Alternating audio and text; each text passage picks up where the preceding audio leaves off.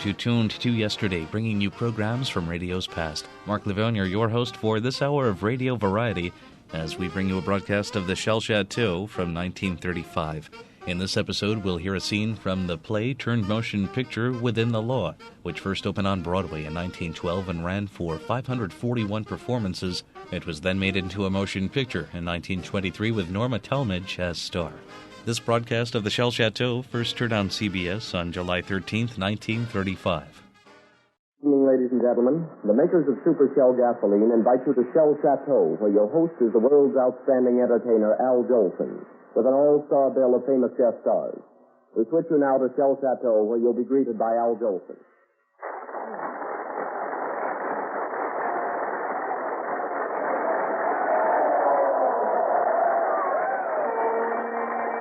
Good evening, friends. Here's where your worry ends, where everyone understands. Good evening, friends. Your name somehow I can't recall right now, but know you all I vow. Good evening, friends. Here's Herr Flam und sein Madame, Monsieur Berry und sa chérie. I know you all I do. Good evening, friends. Pull up a chair and turn the lights down low. You're at our Chateau. Good evening, friends. We're on the air just once a week, you know. Each week a brand new show for you, my friends. The music starts, the curtain parts, an hour of fun for everyone. Although it's true that I cannot see you, I almost feel I do. Good evening, friends.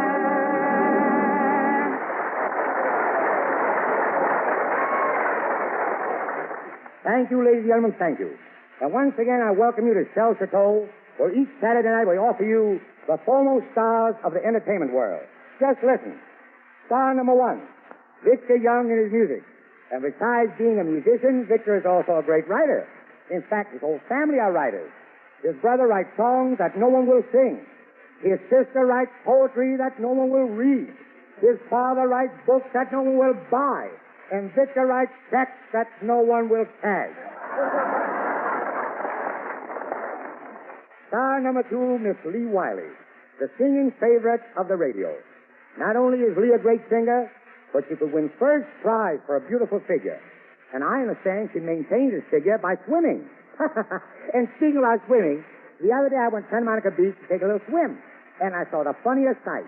There was a skinny girl in swimming, and oh, was she skinny. Well, every time she went out to the water, a big police dog ran out after her and brought her back.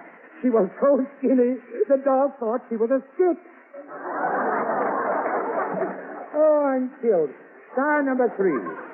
Star number three, James J. Jeffries, former heavyweight boxing champion of the world. In recent years, it may interest you folks to know, Mr. Jeffries has been running a training camp. I went up there for the weekend, and I noticed a beautiful thing about Jim's place. And Jim himself, well, he hasn't forgotten any of his old friends, his cronies. He's given as many of them jobs, as many as possible. I went into the dining room to get something to eat, and naturally, all the waiters were ex-pugilists. Isn't that marvelous? So I said to the waiter, will you give me some cauliflower, please? And what do you think the waiter did? He laid his ear right on my plate. Star number four. Remember I told you last week we'd have a surprise for you? Well, we've got it. George Sidney and Charlie Murray, better known to movie fans everywhere as Mr. Cohen and Mr. Kelly. These two comedians are forever battling, always fighting. In fact, they came into Shell Chateau with black eyes. How do you think they got them? From eating. They ate more than they could pay for. Joan Blondell, star number five, one of Hollywood's most popular screen stars. Miss Blondell is the very essence of beauty. What charm, what grandeur, such a bundle of sweet femininity. And if any of you guys don't believe it, I'll suck you right in a beezer. You remember, folks? Oh, by the way, this is cute. This is really cunning. You remember a few weeks ago I told you that my father came to Hollywood? Well, he's been having the time of his life. He's been in the motion picture studios every day, knows everybody in the lot by their first name. Well, you'll never believe this. Today, my father was standing in front of a big sightseeing bus, and he was inviting everybody to the theater. No matter who came by, he said, come on, everybody, get in the bus. I'm treating my son's picture at one of our Hollywood theaters. I walked up and I said, Papa, what are you doing? You have over 100 people in the bus, and you're still inviting more. Do you realize how much this is going to cost you to take all those people to the theater? He said, don't worry, Al. It ain't going to cost me so much. I saw a big sign in front of the theater. It said, entire balcony, 25 cents.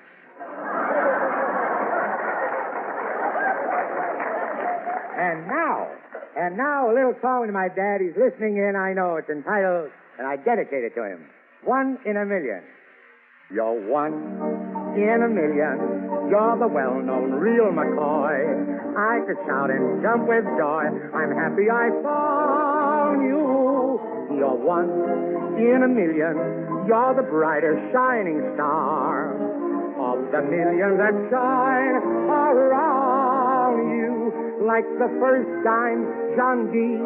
gave away as a keepsake, the first prize award paid for playing the sweepstake.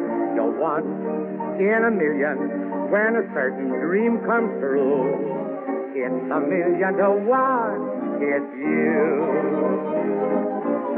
You're 1 in a million, you're the well-known real McCoy. I could shout and jump with joy, I'm happy I found you. You're 1 in a million, you're the brightest shining star of the millions that shine around you. Like the first dime John D. gave away as a keepsake, the first prize award paid for playing the sweepstake. You're 1 in a million when a certain dream comes true. It's a million to 1. It's you.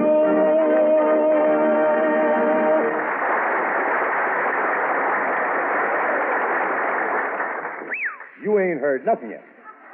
And now, ladies and gentlemen, our first guest this evening has been the idol of millions. Even today, when a fighter looks good, a trainer will say, he must have a little of that old Jim Jeffries in him.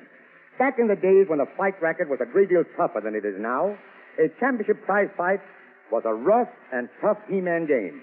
A mere 25-round bout was considered a sissy affair.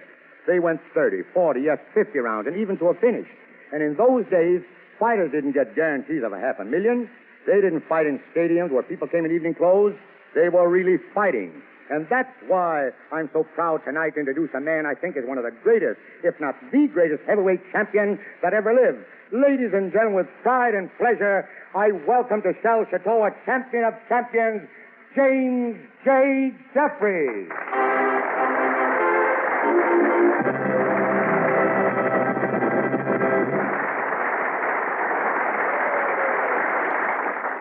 Well, Jim, honestly, I'm all goose flesh. I'm so glad to see you. You look like $1 million. Tell me, do you think you could go 25 rounds?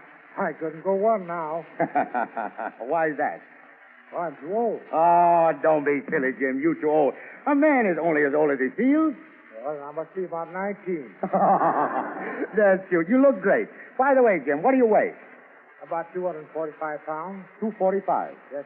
Well, what did you weigh when you were fighting? Oh, about 204 or 5. 204 or 5. And funny thing, you look so fit now. Honestly, you don't look over you look about 210 tops. But I never was lucky enough to see you when you were champion. I want to go and see you fight, but they wouldn't let me get out of my cradle. So, suppose you tell me, Jim, what was the toughest fight you ever had? Well, my memories, Sharky was one of the toughest fights I ever had. So was Fitz. My second fight with Fitz was one of the tough fights. Mm-hmm. Yes. Sharky was the toughest, and then came Fitz. Yes, Fitz, I think, beat me up, cut me up more than any fighter ever lived. He hit me so hard in the second or third round that I felt needles in my feet. So he struck me on top of the head with his left-hand hook. And believe me, I was hit. I thought the floor come up. You did, huh? Yes, sir. Well, let me tell you something. I want to know, not only about Fitzsimmons, say, gee whiz, I've heard about him in the record, but tell me about the fella Sharky, with all that stuff tattooed on his chest. What kind of a fighter was he? Well, believe me, he was a fighter. Yeah? He'd never give you a minute's rest. He'd like a bunch of tigers at you. He never quit. You never knew what it was. Every round was alike. We fought 25 rounds. In the second round, I hit Sharkey, knocked him down. He stood up. He got up. He rolled over and got up just like a cub bear. Yeah? He tore into me like he was never hit. From that time on, I took my right hand and went after him. And I broke 3 of his ribs. And in the 17th round, I broke 3 of his ribs. And he still stayed the 25 rounds. I couldn't knock him out. Well, I guess he was pretty tough. But I want to ask you something, Jim. Do you think today, that the fighters of today compared to the fighters of the days, when you were fighting, like Jim Corbett, Fitzsimmons, Gus Rulin, Tom Sharkey, do Bear and Schmeling and those fellas, do they compare to those fighters I was Well, telling that's you? a hard question for me to answer. Being an old-timer, us old-timers, we don't think so. In my day, I had to fight real fighters. Men had to learn how to fight. Yeah? It was an art. Today, they make fighters overnight. In my day, we had to get out and hit that old road and work plenty. And believe me, we had to work. Our work was harder than our fight and harder. And we enjoyed it. After we got in shape, well, we didn't mind it at all. Then you mean the idea you enjoyed it, but today is the day of money. Today is the day to get million-dollar purses. In those days, you fought for just what you got to eat. Is that what you were getting at? Well, that is part of it. Well, look, what I want to know is about diet. Now, today, fighters, for instance, do they have to eat good or drink a lot of water or, you know what I mean, get a lot of sleep, things of that sort? We've got to have all those things. A fighter's training is just as essential as the fighting itself. A man should be careful what he eats and the right things and drink little. Drink little? What do you mean, water? Water or anything else. Well, I ought to be a great fighter. I don't think I've had any water for 2 years, really, I mean. But I'm going to tell you something right now, ladies and gentlemen. I'm going to make Jim blush. You might think he's old and could retire comfortably now, but he's a long way from retiring. Jim is doing a wonderful thing for the kids out here in California. He's got a ranch out here, and he has a gymnasium, and all the kids from miles around come to Jim Jeffries' place to learn to fight. Jeffries trains them and makes them do road work. And every Thursday night, he gives them a chance to fight in front of an audience in a little barn that he has on his ranch. Jim, do you think you'll ever develop a champion from any of these kids you're working on? Well, 4 or 5 years ago when I started in, I thought I would, but I'm doubtful now. You take a boy after he gets to be about 20 years old, he begins to think he knows it all. And it's hard to teach him. You take the kids 17 years old, they do better from the time they're 17 to 20 than the other time that I found out there. And I'm afraid that I'm going to have a hard time. I hope someday to get a boy I'll be able to say, here's the champion of the world. Oh, that's swell, and I wish you lots of luck. By the way, one thing I wish you'd tell me. When you retired as undefeated champion, who did you give your title to? Well, the book says I gave it to Tommy Burns. But I don't know. I don't think I had any right to give it away. Anyway, if I could give it away, I'd have given it to somebody I liked. I may have given it to my wife. And why not? Why not? That's not a bad idea. Sure, give the title to your wife. And, Jim, listen, how is your wife? Is she a good fighter? I wouldn't give her for all the women ever I knew.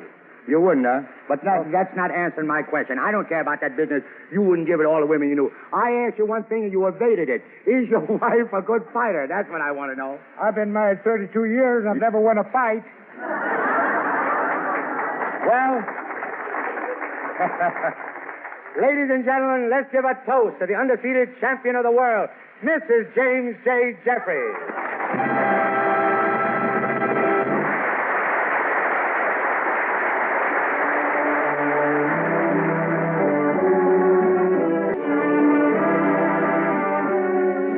And now I'd like to present a glamorous and talented young lady whose ability I know very well. We were in the same show in New York for many weeks. And as soon as I found out she was here in California, I asked her to come and sing at Chateau. It is a pleasure to present that dramatic singing star, Miss Lee Wiley.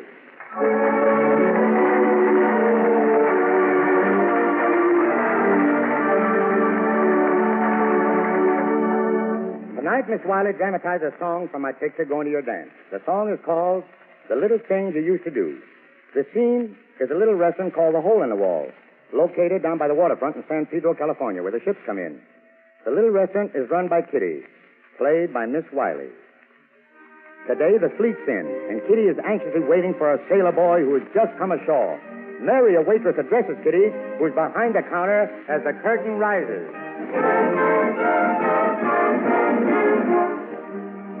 Come on on, Kitty. Don't stand there mooning out the window. We've got to get these dishes ready. Besides, if he's coming, he'll be here in a minute. Unless he's forgotten. What do you mean, forgotten? Well, the Haverford hasn't been in San Pedro in over a year, and some sailors have short memories. Not my Bill. We never said goodbye, Mary. It was just our feet are saying. I didn't tell you, but Bill said to wait for him. The next time he got into port, it was to stay. You mean we'll have to take another partner in here? Well, either that or you'll have to go it alone. Of course, it all depends on what Bill says. He promised to get a little house in the Viduga Hills with flowers growing all around, and we'd have... You're a fool to believe everything a sailor tells you. How do you know but what he hasn't got a girl in every port he tells the same thing to? Oh, you're just saying that to keep me. But you can't. Well, so long, young buck. I'll see you later. Look, Mary, here he comes now. Don't he look grand? He hasn't changed a bit. Mary, do me a favor and go back in the kitchen till after he said hello, will you? All right. But I can see right now I'm not going to get any work out of you today. Give us a cup of Java, sister. A cup of... What was that? A cup of Java. Coffee to you, landlubbers, and make it snappy. Will you? I'm freezing. Hurry up. Oh, yes. Yes, Java, of course. Sure. Say, you're close enough to the waterfront to be seen going in your talk here. You act like you'd never seen a sailor before. Yes. Yes, we serve most of our meals to sailors. Will you have 1 lump of sugar or 2? 3. I like sweetness. Say, this ain't a bad little snug. You got it fixed up nice. I'm glad you like it. How long you been here, sister? A little over a year. Well, say, you must have been here before the Haverford shoved off the last time. Yes. Yes, we just opened then. Yeah. Say, you know, it seems to me that I've been here before myself. Seems to me you were. Yeah, I was pretty cockeyed to most of my last leave. Well, say, do you own this place? Yes. Half of it. Well, tell me, did you ever have a girl working for you by the name of Katie or Kitty or something? Yes, Kitty. Yeah, that's it. Say, she was a sweet kid. Whatever became of her? I don't know.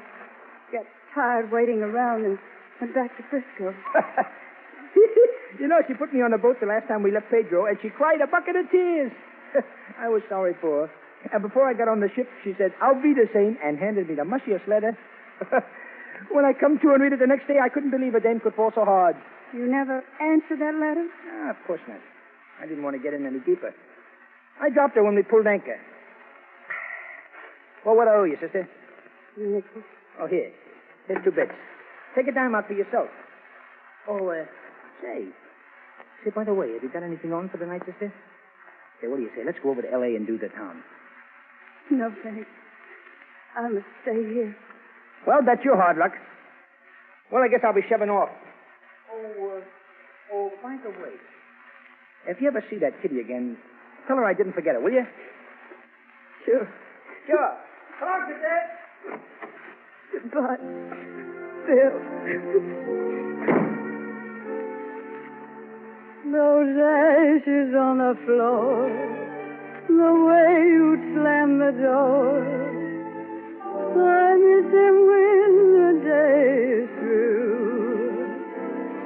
When I sit alone and think of you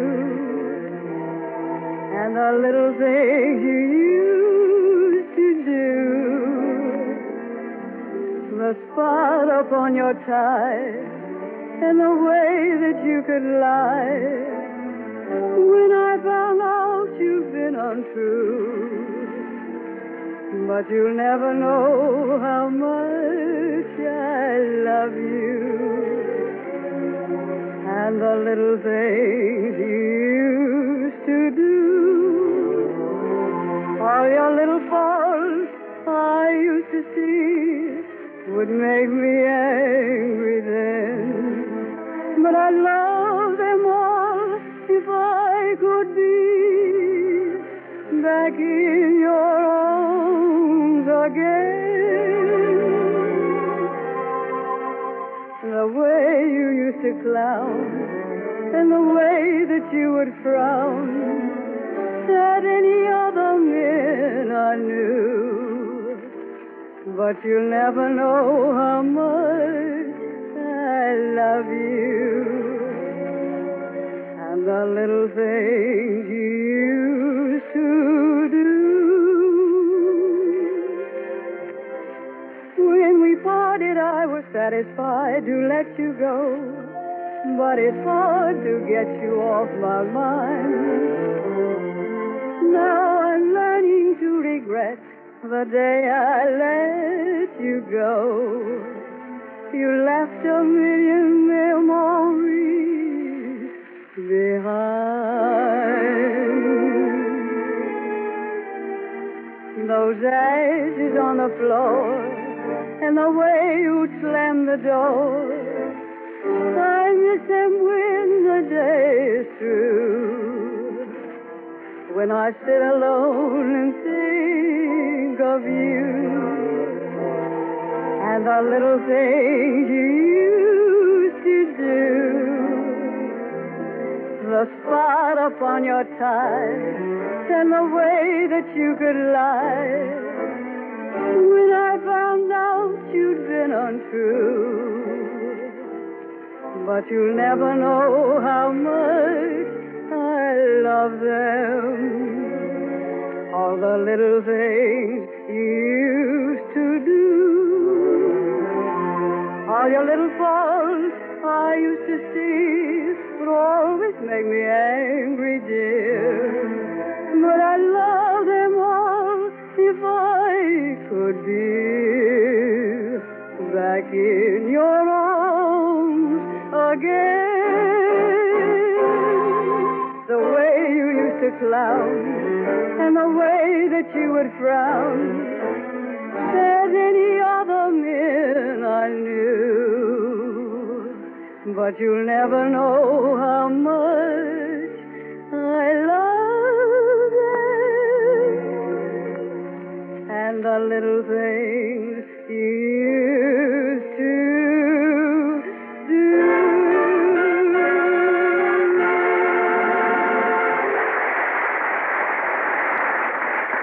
Ladies and gentlemen, you've seen Charlie Murray and George Sidney fighting for years. That's all they do is fight. And that's what has made them one of the outstanding comedy teams in America today. You've seen them in moving pictures called The Coen and the Kellys, where they fight with each other in every reel. But since they've been around the Chateau here, they've only had one fight. It started 3 days ago, and it's still going on. Here they come fighting, Mr. Coen and Mr. Kelly.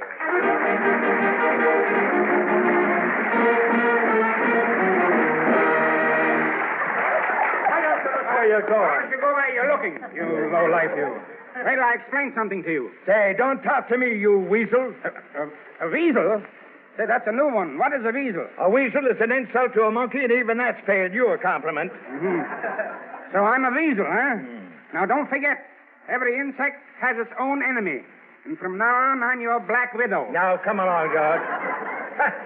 I was only fooling. You know, I haven't seen you since I left the old neighborhood. And tell me, how's your wife? Oh, have I got trouble? Yeah, what's the matter? Well, I got a letter today from a gang of racketeers, and they said if I didn't send them $10,000 right away, they would steal my wife. Oh, that's too bad. And what did you do about it? Well, what could I do? I told them I didn't have any money, but I was interested in their proposition. Well, where are you living now?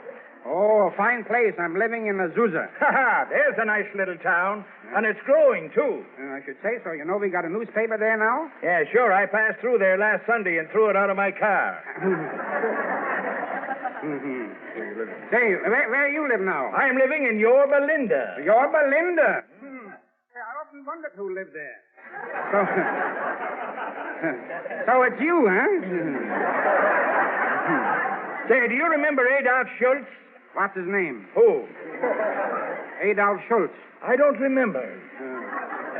Oh, you mean Schultz the butcher? Ha-ha, yes, but he's not a butcher any longer. He runs a tailor shop. Yeah? Well, see, he made this suit I'm wearing now. Schultz made that suit? Mm-hmm. He's still a butcher. What's the matter with this suit? Oh, it's all right. It's a fine piece of goods. Hey, when that suit gets old and shabby, don't throw it away. It'll come in handy someday. What for? To be laid out in. Say, now listen. I don't want to hurt you because I like you. Well, I like you, too. We could like each other. We're a great combination, Coen and Kelly. Wait a minute. What's the matter with saying Kelly and Coen? Why should I say Kelly first? Because the Irish are always first. They're first in everything. Yeah, first to start a fight. Yes, and the first to finish one. Yeah, but you had to come to us for the greatest fighter of them all. And who was that? John L. Solomon. Oh. You mean John L. Sullivan. Well, what other great man have you got? Who was the first man to fly across the Atlantic Ocean all by himself? Well, I'll bite. Who was it? Morris Lindbergh. You mean Charles Lindbergh. And don't forget this, that he was half Irish on his mother's side. Oh, half Irish.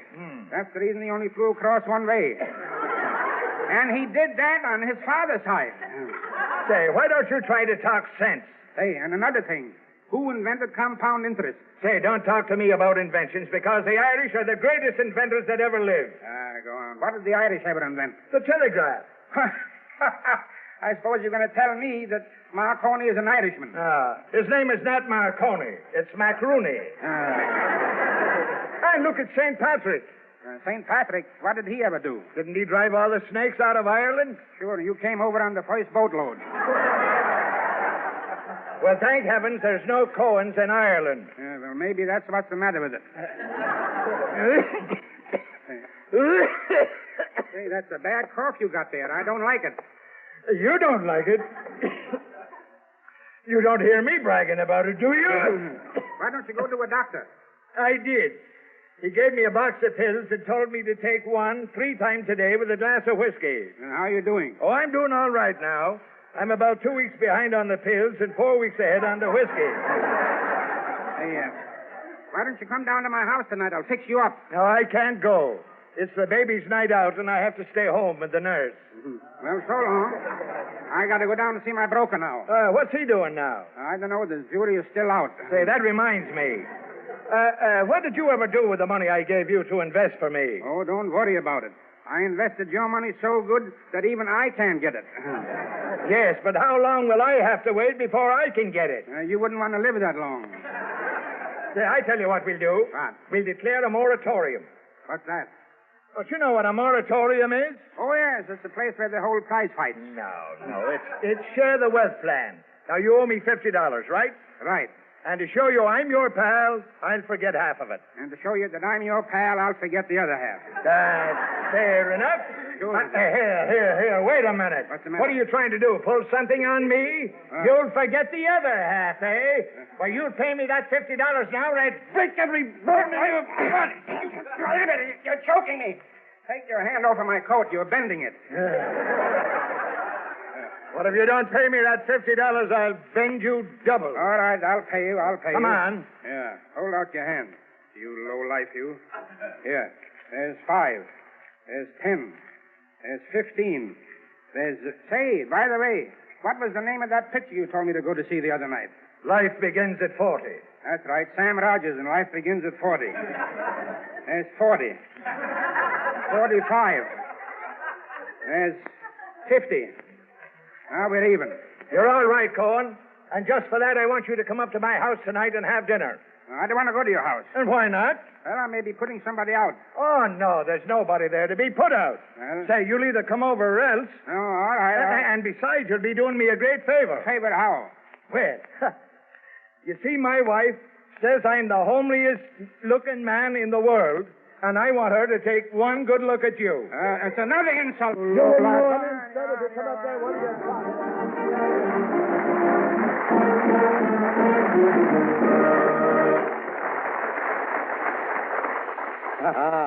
Still fighting after all those years. Charlie Murray and George Sidney.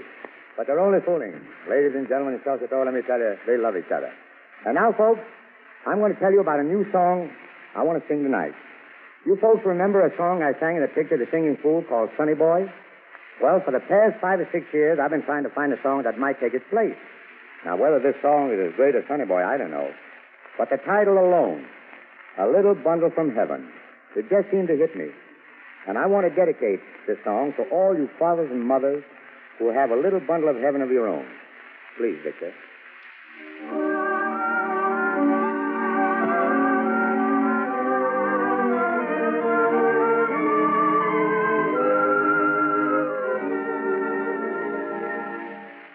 When my daily work is done, then home I hurry on the run with a brand new toy for a baby boy.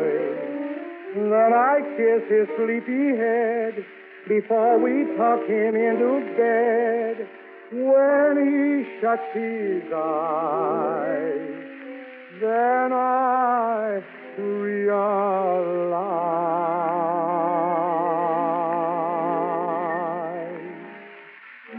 a little bundle from heaven brought heaven on earth to me.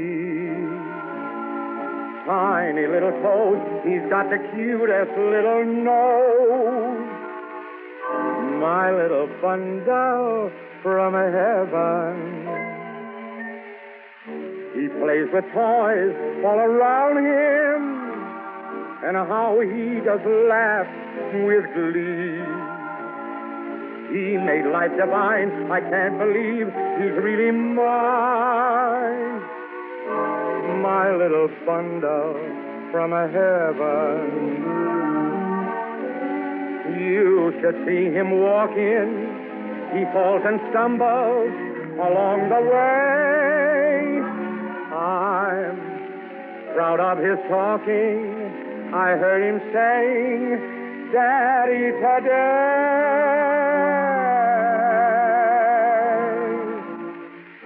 The Lord above must have crowned him. He's king of our family. See him sitting there, his throne a little baby chair. My little bundle from heaven. A little bundle from heaven brought heaven on earth to me. Tiny little toes, oh, say, he's got the cutest little nose. My little bundle from heaven. You know what? He plays with toys all around him. And say, how he does laugh with glee. He made life divine. I can't believe that he is mine. My little bundle from heaven. Say, you know something? You ought to see him walking. He walks now. He falls and he stumbles along the way. Oh, and listen.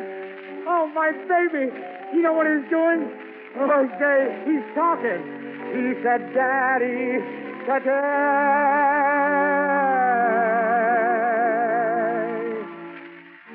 The Lord above must have crowned him. He's king of our family. See him sitting there, his little throne, a baby chair.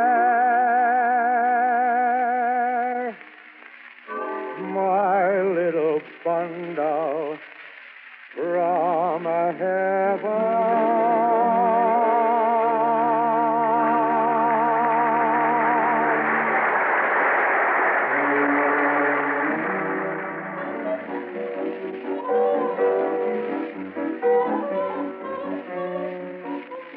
This is Shell Al Jolson. We're back in Shell Chateau, and the show is going on.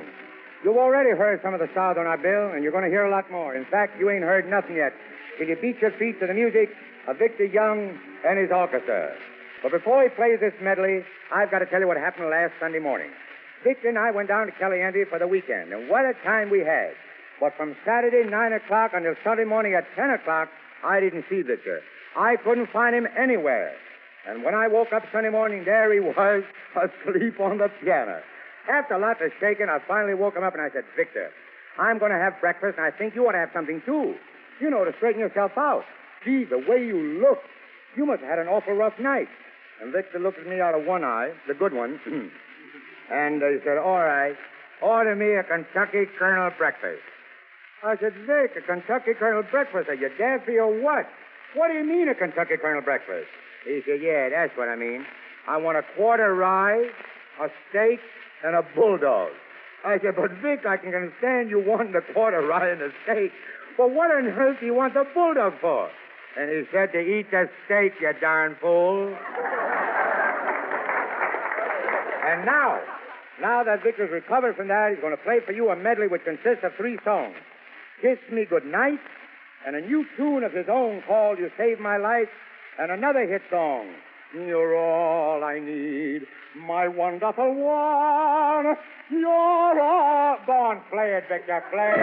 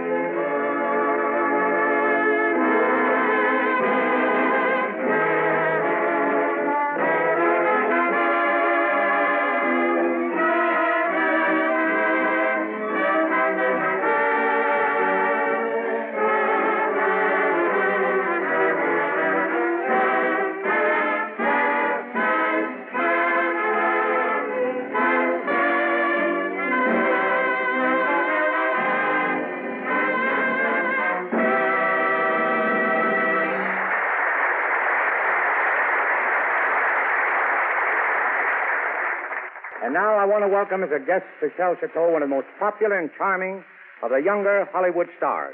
Her name is Joan Blondell, and tonight she's going to present a scene from that famous American melodrama, Within the Law, with Crawford Kent as Edward Gilder.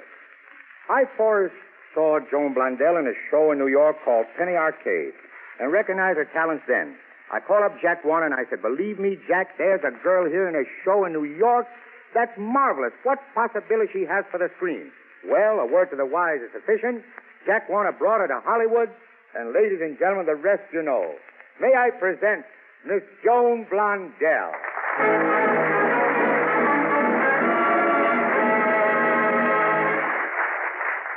And now to set the scene for this little playlist.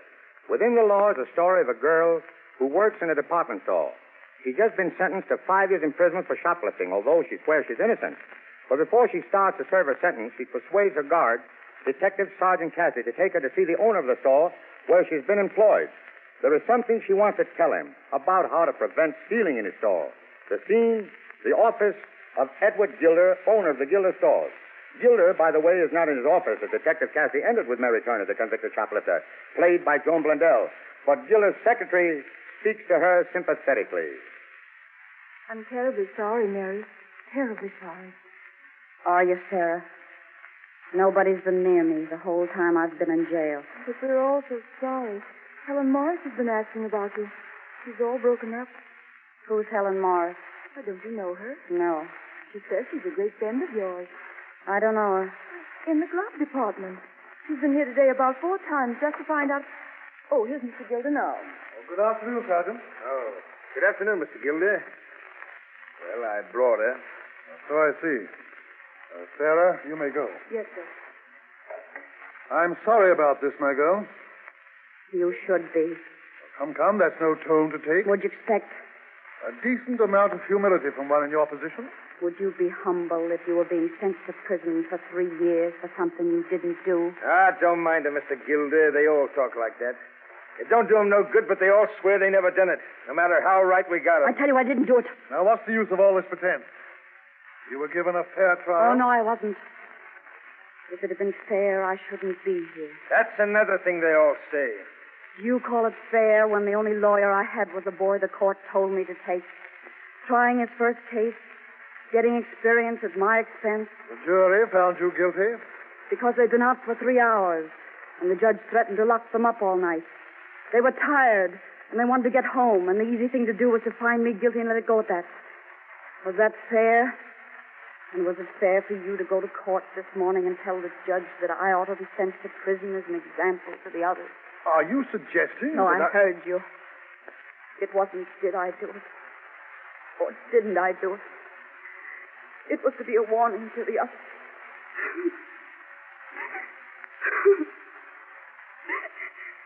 Mr. Gilder, as God is my judge, you're sending me to prison for 3 years for something I didn't do. Why did you ask the judge to send me to prison?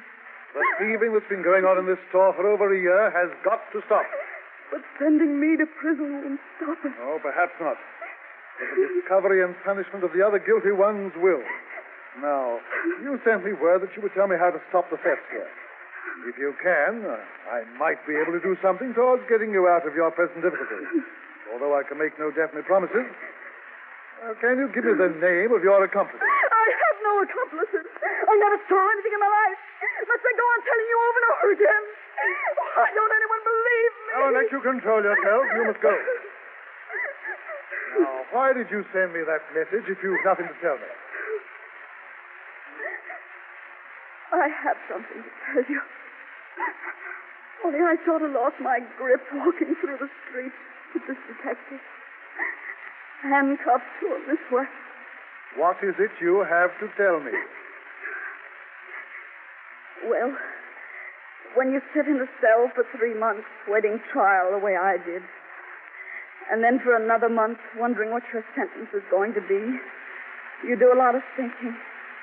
And while I was thinking, I got the idea that if I could talk to you, I might be able to make you understand what's really wrong. And if I could do that, it might help the other girls. And then what happened to me wouldn't seem so awful. Mr. Gilbert, do you really want to stop the girls from stealing? Most certainly I do. Then give them a chance. What do you mean? A chance to live, to get enough food to eat and a decent room to sleep in and shoes that'll keep their feet off the sidewalk. Do you think any girl wants to steal? Do you think she wants to go out So this is the way you're taking up my time, eh? To make a maudlin plea for a lot of dishonest girls. When I thought you were bringing me facts. It's a fact that we work 8 hours a day for $12 a week, isn't it? That's a fact, isn't it? And no girl can live decently today on that and buy food and clothes and pay room rent and car fare. I don't care to discuss these. And I don't want to discuss anything. I only want to give you what you asked for, facts. When they first locked me up, I just sat there and hated you. Naturally. And then I thought maybe you didn't understand. And that if I told you and explained how things really are, maybe you could change them some way. Change my business policy because you asked me? But do you know how we live, Mr. Gilder? 3 of us in one room, doing our cooking over a 2-burner gas stove and our own washing and ironing in the evening, after being on our feet for 8 hours. I provided chairs behind the counters. But have you ever seen a girl sit in one of them? She wouldn't dare. Because she knows the manager of the department will soon find an excuse to get rid of her. So she just stands there all day long and then walks home to save car fares, summer or winter. But she's usually so tired by that time it doesn't make much difference which it is. Now, what has this got to do with And what when she's ill and got to stop work, what's she going to do then?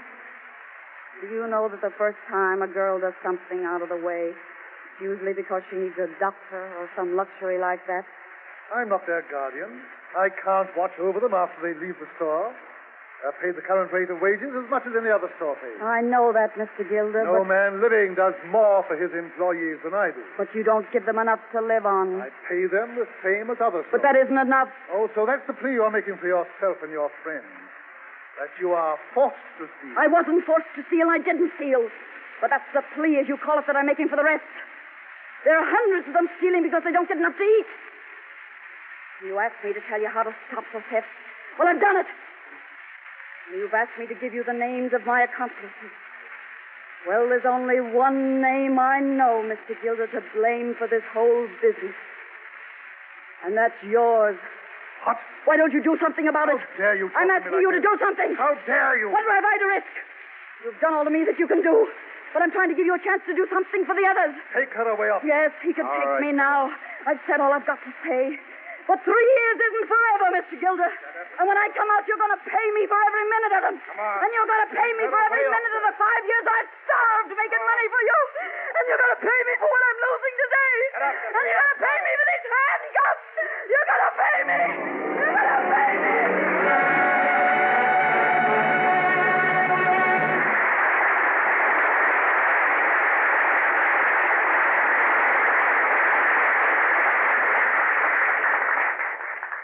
And now from a grand picture called Page Miss Glory, starring Marion Davies, A Grand Person, we have a grand new song. From that picture, Page Miss Glory, I will sing Page Miss Glory. Page Victor.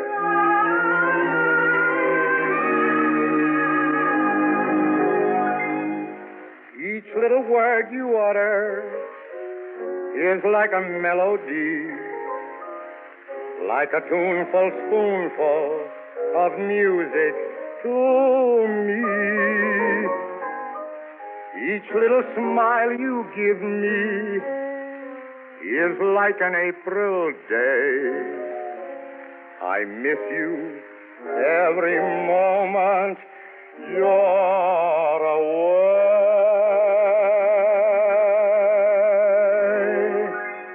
When the moon is new, I always make a little wish or two. And when I want someone to tell them to, what do? I page Miss Glory. When the stars grow bright and sprinkle all the shadows with their light, to add a little bit of romance to a lovely night, I page Miss Glory. I've never seen a sunset, a rainbow in the sky, that ever could compare with the glory of your eyes. So when we're apart, and I begin to feel the teardrops start, and when I get that empty feeling way down in my heart, I page Miss Glory. When the moon is new, I always make a little wish or two. And when I want someone to tell them to, what do? I page Miss Glory. When the stars grow bright and sprinkle all the shadows with their light, to add a little bit of romance to a lovely night, I page Miss Glory. I've never seen a sunset, a rainbow in the sky that ever could compare with the glory of your eyes. So when we're apart, hey, and I begin to feel the teardrops start, and when I get that empty feeling way down in my heart, I say to Miss Glory.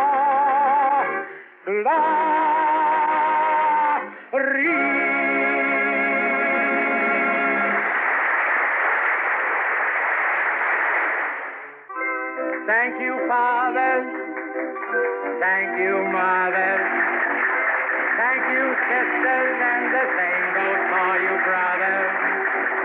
Thanks the family every Saturday night. Thank you kindly for the letters you write. This is Elvie, your family well-being, and I want to promise you, Chateau will bring you gifts. Tune in next week at this time when Al Jolson presents Miss Irene Taylor, Willie Howard, Miss Loretta Turnbull, and Henry Hull. Musical selections tonight included Lovely to Look At from Roberta and One in a Million from Going Highbrow. Your announcer, John McIntyre. This program came to you from the NBC studios in Hollywood. This is the National Broadcasting Company. The Shell Chateau, on Tuned to Yesterday from the 13th of July, 1935 on CBS. And that wraps up this hour of Variety on Tuned to Yesterday. Be sure to be with us next time for more great programs from radio's golden age. Until our next hour together, I'm Mark Lavonier. Thanks for tuning in.